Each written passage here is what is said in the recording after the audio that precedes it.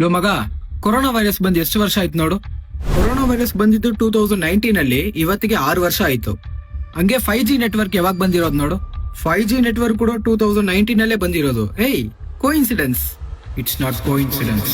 ಸರಿ, 4G ಯಾವಾಗ ಬಂದಿರೋದು ನೋಡು. 4G 2009 ಅಲ್ಲಿ ಬಂದಿರೋದು. ಅದೇ ಟೈಮ್ ಅಲ್ಲಿ ಸ್ವೈನ್ ಫ್ಲೂನೋ ಬಂದಿದೆ. 3G ಯಾವಾಗ ಬಂದಿರೋದು ನೋಡು. Pre commercial 3G first Japan ಅಲ್ಲಿ ಲಾಂಚ್ ಮಾಡಿದ್ದಾರೆ 1998 ಅಲ್ಲಿ.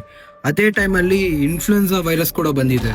ಸರಿ, 2G ಲಾಂಚ್ ಆಗಿರೋದು 1991 ಅಲ್ಲಿ. ಅದೇ ಟೈಮ್ ಅಲ್ಲಿ ಇನ್ಫ್ಲೂಯೆನ್ಸಾ ಎ ಅಂತ ಇನ್ನೊಂದು ವೈರಸ್ ಕೂಡ ಬಂದಿದೆ.